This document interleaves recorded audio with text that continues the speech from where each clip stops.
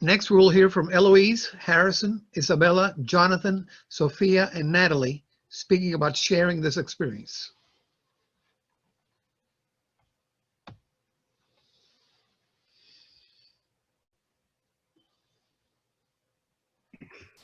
So thank you to everyone who came out today. We are Group F, focusing on Section 5, which is bringing back to the community. My name is Isabella, and my group is Eloise, Jonathan, Harrison, Natalie, and Sophia. So our initial question was, what stories and resources do you want to share with the communities you are part of, and why? So we learned about various programs this week. Some of the ones that I wanted to highlight were the Rangel and Pickering Fellowship. Both of these programs select outstanding fellows annually in a competitive nationwide process and support them through 2 years of graduate study to eventually serve at the Foreign Service. But outside of graduate study, we have the Council on International Education Exchange, or CIEE. So it's an NGO that offers scholarships, grants, teaching, and study abroad programs. And as we learned yesterday, there's a program that was encouraged called the Frederick Douglass Fellowship. I hope to share some of these many resources we learned the past few days and promote them as an ambassador under the Office of Student Engagement, which allows first-year, current, and transfer students from all majors to explore the various opportunities that we have, such as undergraduate research and prestigious awards and programs. As such, I want to add Cox onto our list because we do not have it, and so I want to be able to provide that resource to students.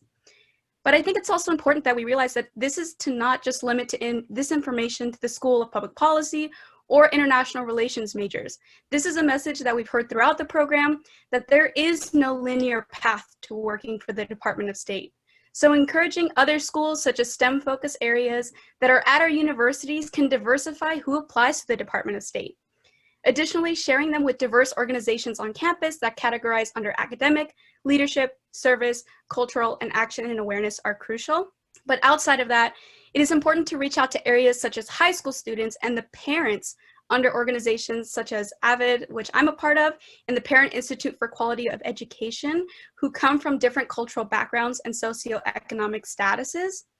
These type of programs are important as it can transform the lives of students by allowing them to gain new perspectives, discover a new culture, and develop skill sets to eventually live and serve in diverse areas.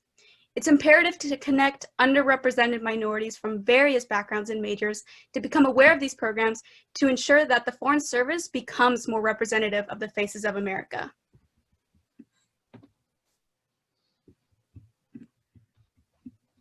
Hi, everyone.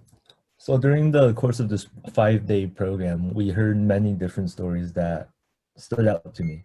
And some of the many different ones that I especially took to heart was that one particular FSO took the test 16 times before they were finally able to pass the test and become an FSO. This shows to me that you have to have the ambition and drive and also a sense of purpose in order to keep taking the test 16 times. So that's at least 16 years before being able to become what you dream of being, if that's being an FSO. And as Isabella and other speakers have talked about, there are many different paths to the State Department, and it's not all linear.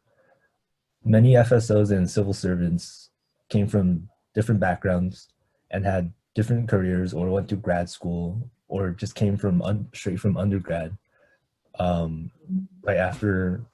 right before becoming a civil servant or a foreign service officer. Additionally, with the Pickering and Rangel Fellows, some of them had careers before and did not go after their undergraduate degree. And this shows to me that if you get life experiences or anything that will help translate into the 13 dimensions, this will be able to help you prepare for the FSO team and for life in the State Department or abroad as a FSO. Another story that I wanted to share was that the imposter syndrome will occur, but it's important to remember that you shouldn't put yourself down than what you actually can do, and that it's also important to have a network of other individuals to help support and guide you along your career. These networks will help secure future positions within the department, and they'll mentor you along your career path. And to ensure this, it's essential to create a support network of like-minded individuals who value and understand one another's work ethics, so that when the time comes, you'll be able to help promote them and assist them when they need recommendation for promotions or for positions that are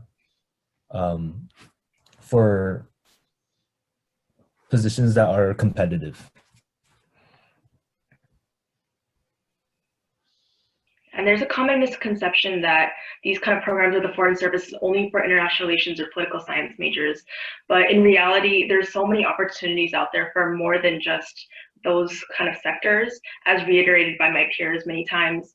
And so we learned about like foreign service specialists, and they specialize in things like business, law, information technology, medical fields, communication, and so much more. And so there's so many niches to be filled, and you don't need to just study international relations or political science, but rather anyone who has a remote interest in serving the American people, traveling and experiencing different cultures, participating in foreign aid, can apply their skills and knowledge to the Foreign Service. And so anyone who is interested in all those different things can come together and converge and really serve for the Foreign Service. So the way we can share our stories and experiences is by sharing the experiences through our own college or universities, so that they are aware of where they first came from and how this great opportunity was created in the beginning. And by that, I added to actually go up front to the nonprofit sectors and government sectors in regards to reaching out and connecting with programs that were showcased here in our virtual seminar program. Another one would be is to create a club in my school and to provide the information session provided that was actually created here in our own virtual seminar program. Another one is to also connect with our scholarship and internship representatives as a resources in showcasing the students on how to get these opportunities.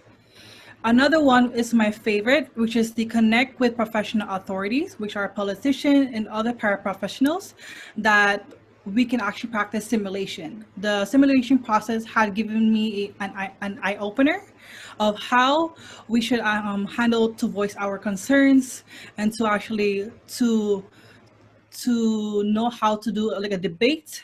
And so not a lot of people knows how to do that. And by that, we have to be creating workshop and seminar opportunities for the college students, not only our college students and learning, but also for our high school students, so they are aware of what's going on around the globe. And by that, having these authorities and government authorities and other professionals is really helpful, because they can actually help us to not only voice our concerns, but to help others to do the same. Whether you are all around the world, whether it is going to be virtual, face-to-face, there are many other opportunities alive out there. Thank you. So how can you help others access the opportunities you have learned about here? Well, one way is to ensure that your peers or any other students on campus or even in your community receive the same information you received.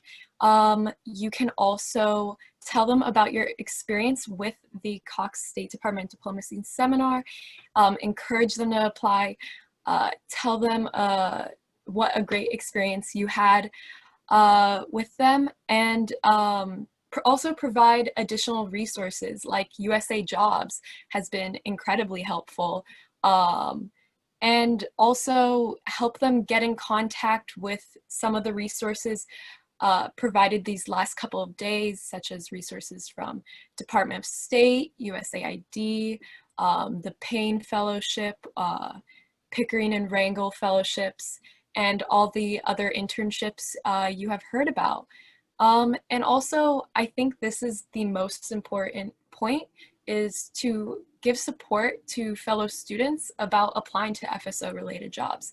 As mentioned before, sometimes people can feel discouraged about applying because just for many reasons, but the FSO community is very diverse and there is room for everyone. So just encourage them that this is for you and you deserve to be here. I think that's really important. So to conclude, thank you, and I hope you had an amazing experience. Thank you.